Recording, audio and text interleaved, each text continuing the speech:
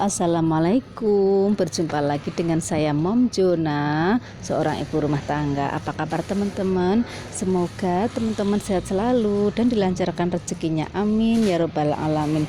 Di video kali ini Mom Jona akan berbagi tips mengelola keuangan toko sembako ya teman-teman, atau toko kelontong ya teman-teman. Memang terlihat sederhana ya, namun nyatanya rumit ya teman-teman. Nah, inilah realita pengaturan keuangan pada usaha toko sembako dan retail lainnya ya. Hal ini dikarenakan tidak semua pengusaha warung kecil mengetahui cara mengatur keuangan warung sembako dengan baik ya teman-teman. Nah, sehingga barang yang terjual banyak tapi uang yang terkumpul sedikit. Nah, warung sembako memang tidak sebesar perusahaan korporat ya teman-teman, sehingga tidak memerlukan penataan laporan keuangan yang jelimet begitu ya teman-teman. Tapi ketika cash flow tidak ditata dengan rapi, kerumitannya melebihi perusahaan besar ya teman-teman. Agar ini tidak terjadi pada usaha sembako teman-teman, tidak ada salahnya ya mengetahui langkah apa yang harus dilakukan ya teman-teman. Adapun berbagai cara ya teman-teman untuk mengatur keuangan sembako ya teman-teman. Sesederhana apapun pencatatan laporan keuangan, sebaiknya tidak mengabaikan beberapa cara mengatur keuangan warung sembako ya teman-teman. Nah, untuk yang pertama ya, tidak perlu banyak menyetok barang ya teman-teman. Nah, semakin banyak stok barang memang akan membuat toko semakin ramai ya teman-teman, untuk menarik minat pembeli, karena mereka bebas memilih varian apapun sesuai selera ya teman-teman. Namun jika terlalu banyak stok mengendap, justru akan membuat cash flow menjadi terganggu ya teman-teman. Maka dari itu perkecil stok barang ya. Terus contohnya saja produk sabun mandi ya teman-teman. Setiap produk memiliki ragam warna dan varian ya teman-teman. Nah, teman-teman bisa membeli beberapa brand sabun mandi, di mana setiap brand bisa mencampur warna dan varian aromanya begitu ya teman-teman.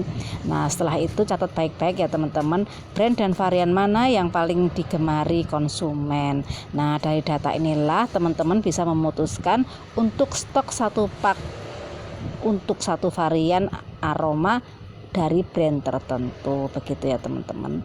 Terus yang kedua ya teman-teman, hindari hutang piutang. Nah, meski kepada tetangga, bukan berarti teman-teman bisa memberikan hutang barang dengan tempo tanpa batas ya teman-teman, karena dapat mengganggu perputaran kas toko.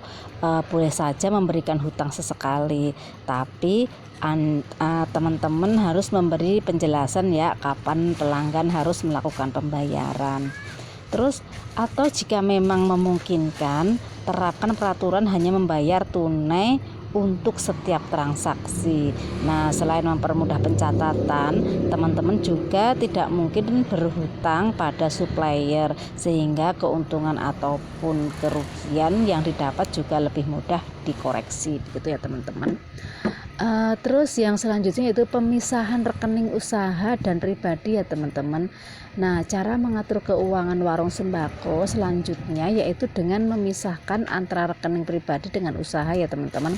Terlebih jika teman-teman juga berjualan di toko online, ini akan mempermudah melihat perputaran uang masuk dan keluar pada toko ya teman-teman, tidak tercampur dengan keuangan pribadi. Langkah ini memang terkesan remeh, tapi jika kesalahan ini dilakukan terus-menerus, hanya tinggal menunggu waktu ya teman-teman. Teman-teman akan kesulitan melakukan audit ketika merasa uang yang masuk tidak sebanyak barang yang keluar.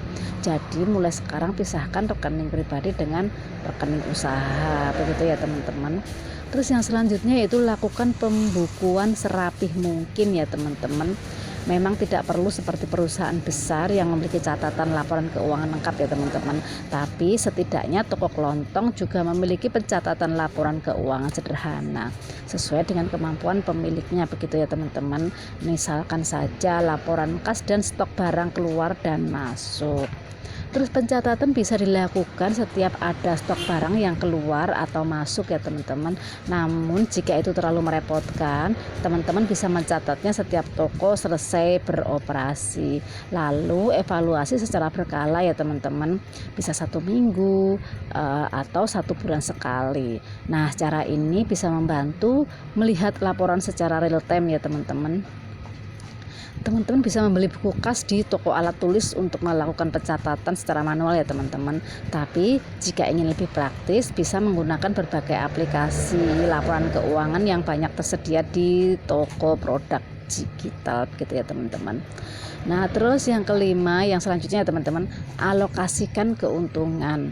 Nah, sebagai pemilik, teman-teman berhak mengambil semua keuntungan toko untuk keperluan pribadi ya teman-teman. Namun, ternyata cara itu kurang bijak. Kenapa?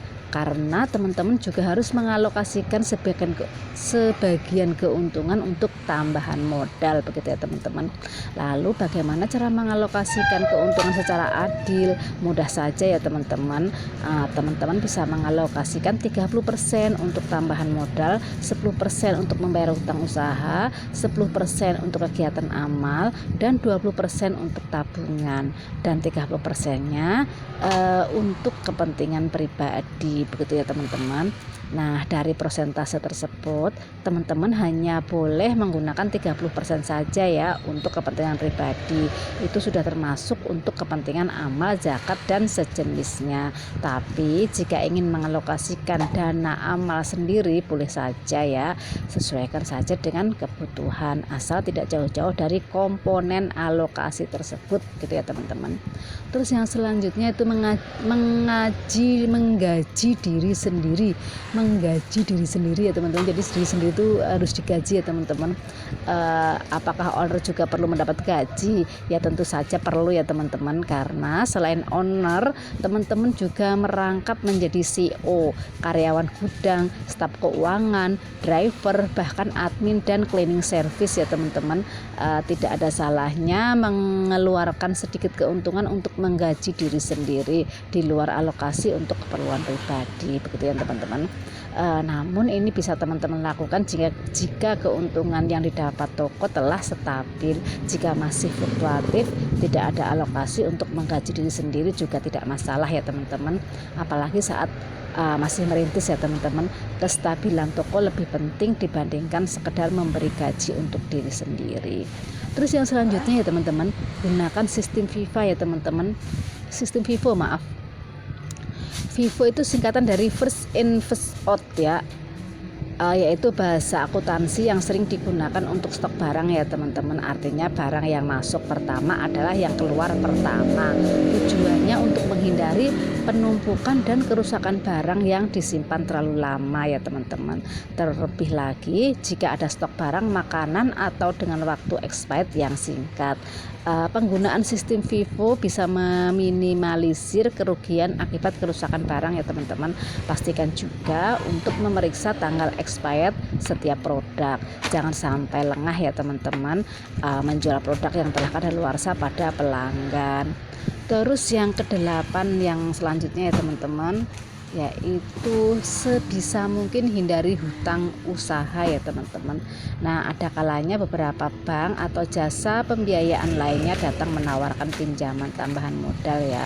Ini memang solusi terbaik bagi teman-teman yang kekurangan modal ya. Tapi jika masih ada jalan lain, sebaiknya hindari hutang usaha ya teman-teman. Selain minim resiko, cara mengatur keuangan warung sembako seperti ini juga akan memaksimalkan keuntungan yang didapatkan ya teman-teman. Nah, selalu usahakan menyisihkan keuntungan untuk menambah modal.